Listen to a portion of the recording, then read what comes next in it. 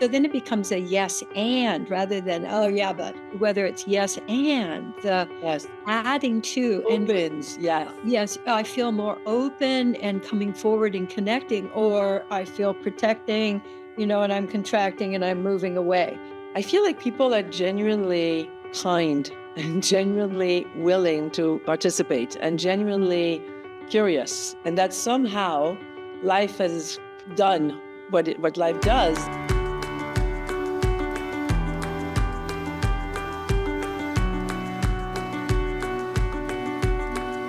Hi, my Katie. Hello, Soph.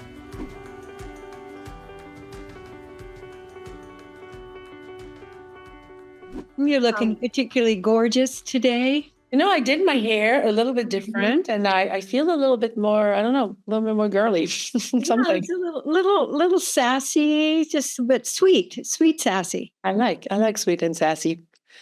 Hey, so I was having one of the best days we've ever had where I live. The weather was just so, we were playing pickleball. There was no one there. It was just this joyful, incredible thing. And we finished one game and we're sitting right outside the thing. And this guy goes, "This is not a horrible day." And I went, "Wow, that's one way to say it." Like I was having literally like, have we died and gone to heaven? Like, is this like, this is Ah, it? Like, this is just this incredible. So I was thinking about how do people frame things and how they respond to things and why do I see this magic and gorgeousness? And in this case, he sees more that it could have been so much worse. But somehow that's his right. entry point. And I know you and I know there was an article recently about it, and I'm sure you'll tell us about it. But this idea of when you ask a question and when someone says something and people go, yeah, but and I wanted to bring that up because I know it's one of the frames of sentences that you're particularly curious about and interested in. Well, I do notice that this whole phrase that people are calling "yeah, but." Yes.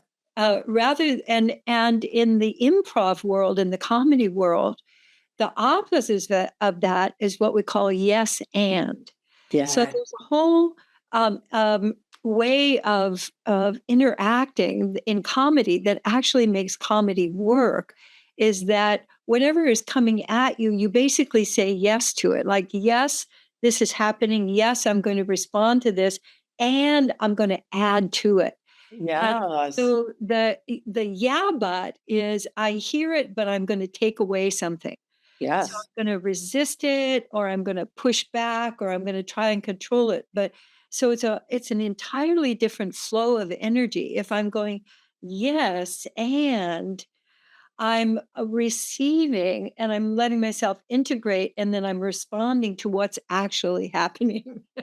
But yeah, but I think comes from our brain's basic function is to say no. So Oh, most of what the brain does is keep things out.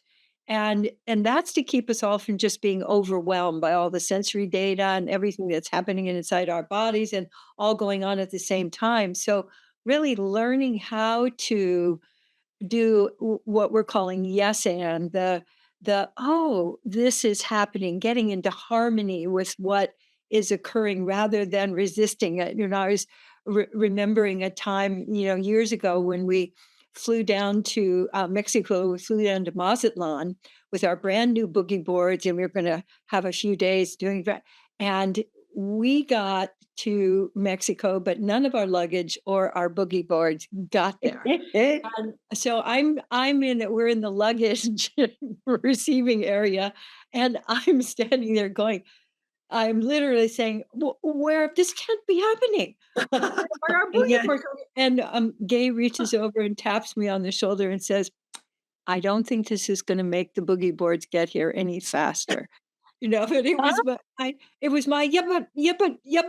it's like on my the needle had gotten stuck on the record, yeah, but, then, and so and it actually literally took 2 days for our stuff to reach us, and our boogie boards never did.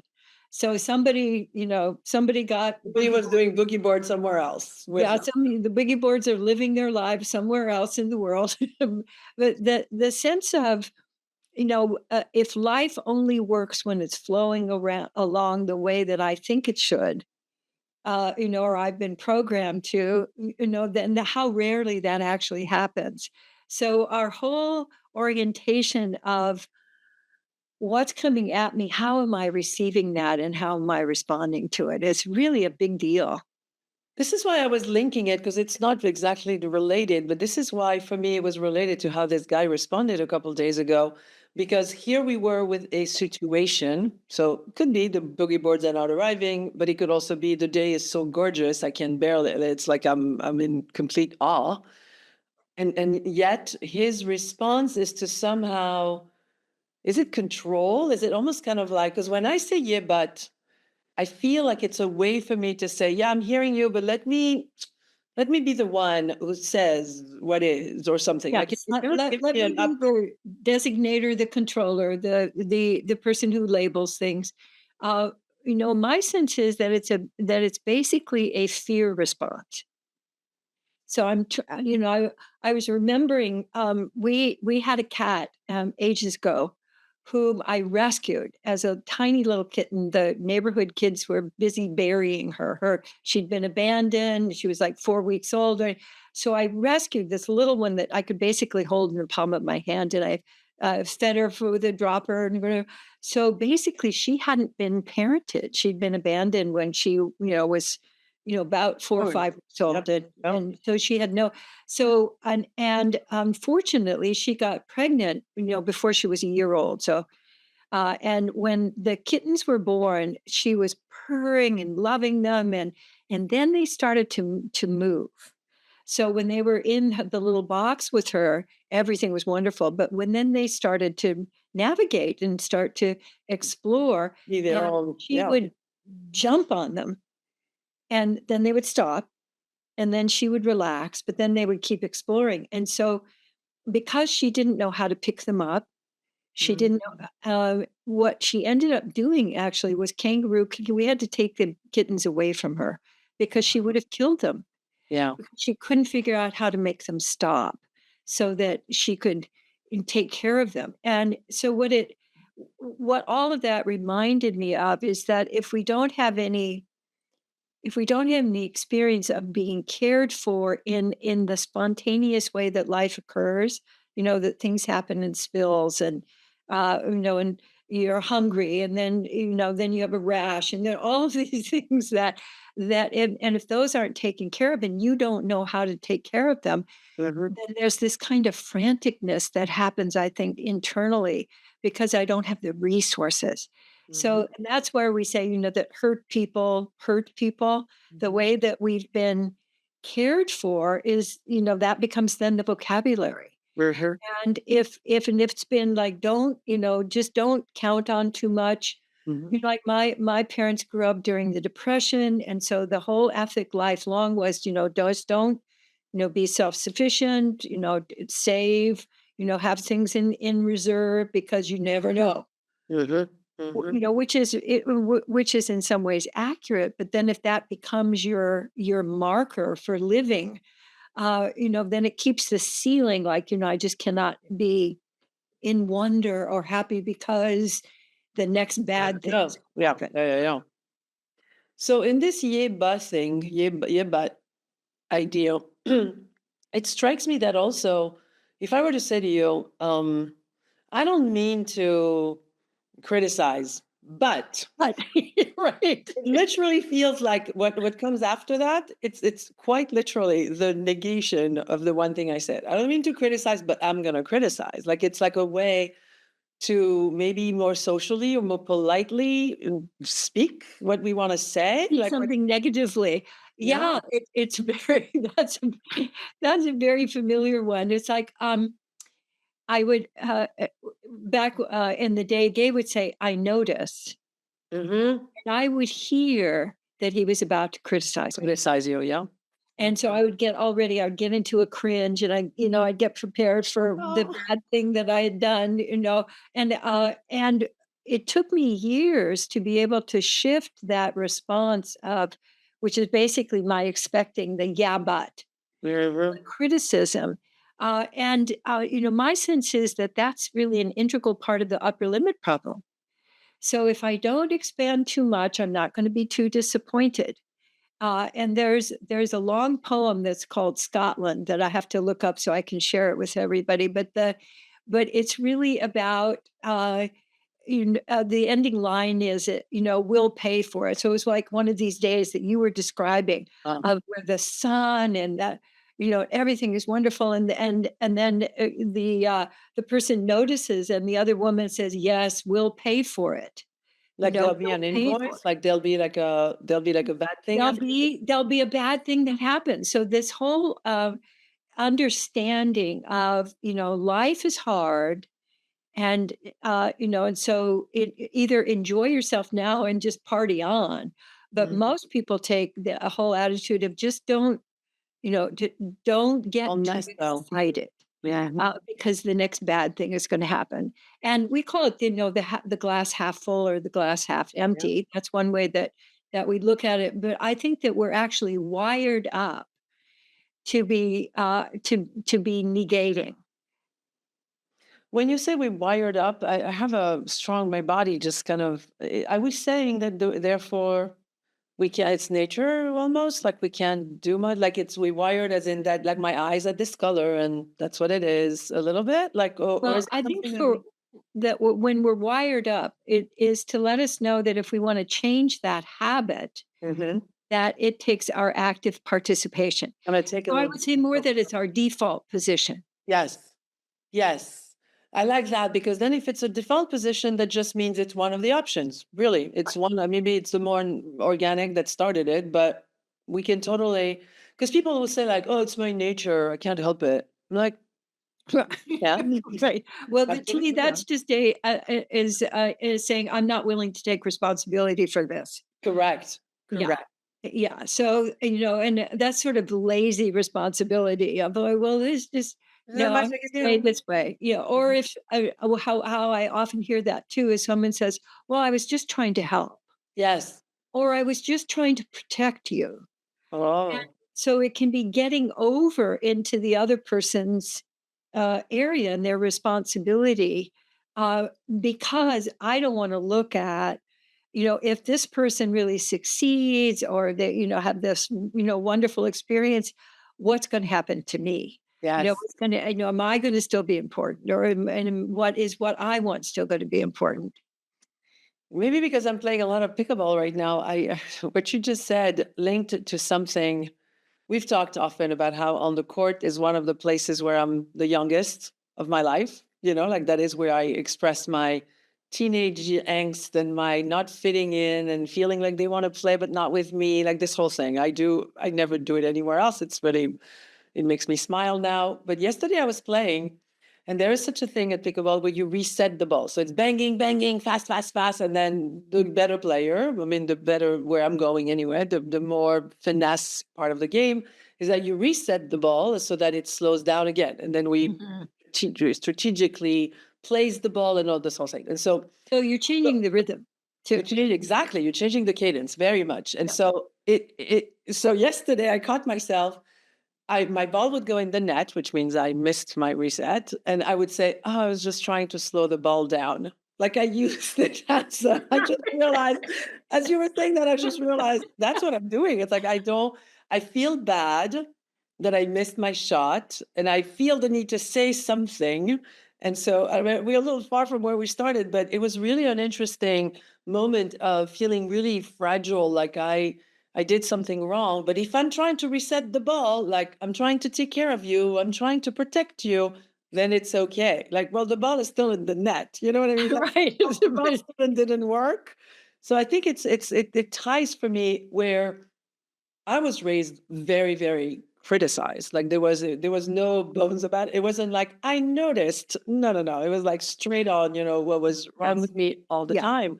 And so I definitely, that's why I reacted to the wiring because I reinvented like genuinely reinvented how I am with with with others. lots and lots and lots of choices in creating new habits and really changing your whole physiology.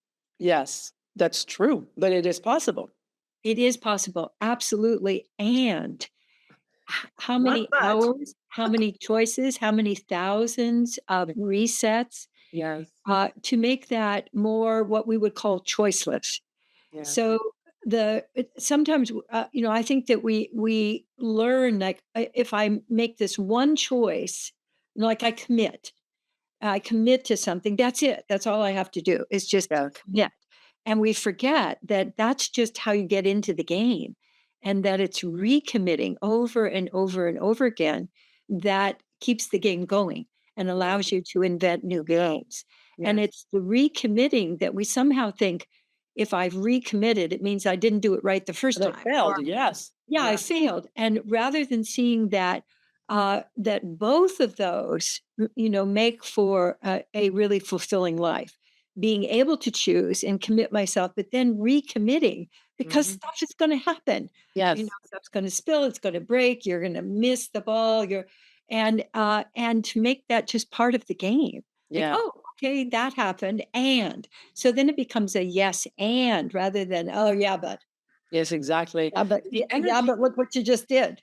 exactly, and the energy of that is very, like you described earlier, it's very punishing and very like like physically, Critical. I wanna just kind of shrink away Right, and I from can see that. you getting smaller even as you're talking about it, and Yes. so it doesn't allow us the freedom. So play is really about making mistakes over and over again. Mhm. And I'm, thinking of Edison who, invented the light bulb after 4,000 plus failures. Mhm. 4,000. Mhm. So, he didn't stop after 4 and go, "Well, this doesn't work." So Thank that God, because we'd be in the dark right now. we'd all be in the dark, We right? wouldn't be able to talk like this even in electricity being I don't Right? Who knows what would have happened to technology? yeah, true. So maybe that's also an interesting look. So language, as you and I often play with, is so relevant. So even if we catch ourselves, I find that sometimes the yes and has become a little bit of a gimmick for some people. I don't know if you'll relate to that, but they'll be like, they'll still be doing the energy of a yay but somehow saying yes and with like that Right. face that's kind of like, and still let me tell you what I want to tell you. Yeah, so and you hear it. Yes, So, what you're hearing, the vibration of whether it's yes and, the yes. adding to, and Opens, yes. yes, I feel more open and coming forward and connecting, or I feel protecting, and I'm contracting and I'm moving away. Either moving away from you or the situation or me because I don't like the way that I'm, the way this whole thing is going. And the tone is gonna be much more accurate than, my trying to And the cover word up, like, yeah, yes. It's using like the when latest. I don't know if you remember this period where people were like, instead of saying you, they would say I, right? Like there was like a big thing of like non-violent communication is for me to say I. So it would be like, I feel around you. You're right. Which is I cool. feel that you're a jerk. That's just my feeling. But it's I, so it's okay. Yeah. Yeah. I was talking to my boo yesterday, my love, and I noticed because I was in this article that you sent, about this yebat kind of response, and my man is a pilot, and not only a pilot, but he's like teaching pilots. Like his world is a little bit to focus on what potentially makes the flight not works, and Yeah, so you can handle that, be prepared for it, be ready. exactly. There's Yeah. a lot of that. And so when we start Yes. conversations, it's become a little bit of a joke because I'm all about, let's build this thing, and you'll be like, oh, how is it going to crash? You're right. That's so interesting that you would have.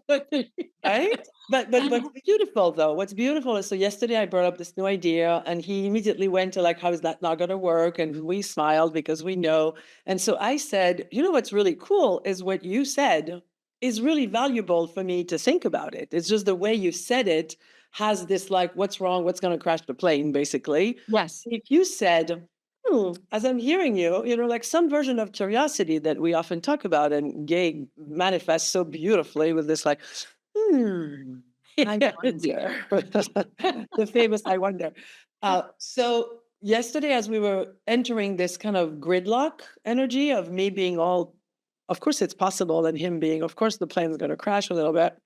I saw that what he had to contribute was really valuable. It was going to help me think of things that I don't in my massively optimistic personality often think about. Right. I realized that if we were able, and we did in that very moment, I said, wow, this is actually really valuable information. Let me give me 1 minute because I need to process the fact that immediately you described my idea as a plane's going to crash. Give me 1 second. And I was very joyful about it and playful. And I took a minute and I was like, yeah, let's really, and I, because I was able to redirect the plane, redirect the energy of the conversation, it all became like, what else could be happening that I need to think about? Right. Became a joint curiosity, and it was really quite powerful. And what I'm hearing too, there's a bridge between what I would call free flow and Yes, structure. yes, And and we need both. I yes, mean, so like the blood vessels wouldn't work if you just had blood. You gotta yes, have the blood vessels to carry the blood. yes, It gets to where it's wanting to go and where yes. it's needed. And you can like not enough flow here. We need to open up over here. We need to close. So that interplay between free flow and structure almost always happens not just within us but in our relationship, so that one person's more structured and one person's more free flow, and then valuing both of those perspectives allows us to have both form Mhm, and aliveness. mhm. And without either of them, so if we just had the structure, then there's no flow, there's Right, no joy, there's no aliveness, there's right, no play. But if yeah. we just have play, we could have the sand all over the place, and Yeah. and everybody, then that we can't find it, or we can't find the flow of the water where we want it to go. So To wrap it to the language piece, it strikes me that people, wait, before I say it, I feel like people are genuinely kind and genuinely willing to participate and genuinely curious, and that somehow life has done what life does, and that because, as you were saying earlier, we don't have the resources often, all we know to do as Katie comes to visit, kind of like, yes. as the moment happens, it's almost kind of like, if I'm feeling in danger and I don't think I have the resources, I can see where I would be more and more, I would need to protect if I don't know that there is alternatives. Right. One of the things I love in our conversation, which I'd like to wrap up the show today with it, but one of the things we do, you and me, is like we enjoy kind of if something feels even a little gridlocked, and it doesn't very often, but even when it does, it's like we both are so desiring of, oh, and what is that? Like, what do we do with that? Like, what is that ball she just threw? Oh yeah, let me see what I can do with that ball. Like, there really is, the question really I want to ask is, it takes a certain emotional comfort, emotional resilience, trust between us, trust that I Mm, can actually, even if I don't know what to do with the ball you sent me, I also know that historically we've really played with our balls really well. And it gets a little trickier when, one, you play with people that don't return your balls very well, or right. you haven't even been taught that they are balls. Like, what can people do? Like, how can we help people with that a little bit? Oh, that's such a great question. I can feel that there are more answers to this, and what is occurring to me is to let the person know what kind of relating I am really interested in. Like I'm really interested in both of us being able to be ourselves. I'm interested in what's going on for you, like really, really. And when I hear that, ooh, I feel excited. I want to know more about you. And so what I would like is a relationship where both of us agree that we're going to do our best to be real, to be authentic. Fine. And to get that agreement to begin with, then we can keep adding in like, when you said that, felt some tears coming, and I don't know what that's about. Or and the authenticity, I think, begins to open more of a flow between us. Yeah. I love that. I have a friend who has had a car accident that injured her brain in a way that has removed any kind of censoring. Oh, She her editing. Oh, she's yeah, so that can be pretty wild. It's very wild. It's very, very wild. And I ran into her with another friend of mine not long ago. And I said to my friend, because it's become like an official thing to talk about. Like we all talk about it because it's so obvious that she's like a child. Like she just speaks her mind. I don't want to come to this dinner. You guys sound really boring. It's like, oh, great. Thanks. It's super clear. But I told my friend that because of that accident, she really doesn't censor anymore, which is beautiful in many ways and sometimes makes situations a little, if you don't know. I, Yes. so I warned her. And she, with a little bit of tears in her eyes, said, wow, I wish that happened to me.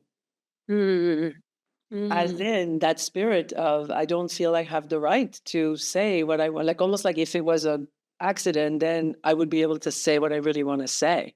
Yeah, I actually years and years ago set an intention that I become unedited because I grew up really, really editing because there was so much criticism that I edited myself before the editing could come. So I would anticipate it. And Oh, what it did was make me in a smaller and smaller and smaller space. So, yeah. and it restricted my creativity because if you're Yeah. editing all the time, creative ideas can't flow. Yeah, yeah. So going in the direction of what I call blurting, and I would Yes. encourage my students to go, let's just have some blurting before, or Before we ranting stop learning, before right. before we get back to some sort of polite. Yeah, Yeah. some kind of form, and so I really and again, it's that form and structure, Yes. on free flow and structure, and so I think most people could really be served by being more unedited. Yes. And having people around whom you can just totally be yourself.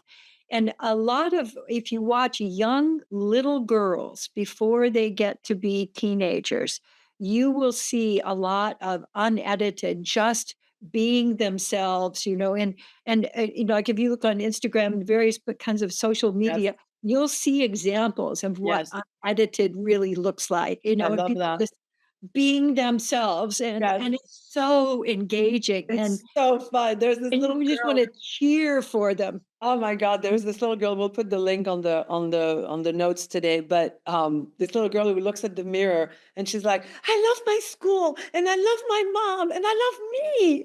She's just like, "Oh my God, Exactly, why that not? Why not?" yeah, and for me, that's just a Yes, glass of yes, refreshing water, to have that kind of experience. It opens up, oh, realness is yes, is the most delicious yes. interaction that we can have, and it adds to and then you get to That is do an what end. That is an end. I can that's tell an you, this and. kid is not walking around going like, "Yeah, but." Like she is not. She doesn't even know the word "but." Well, not that one anyway. All right. I love you. Have a wonderful rest of the week. See you very soon. Mwah. Mwah.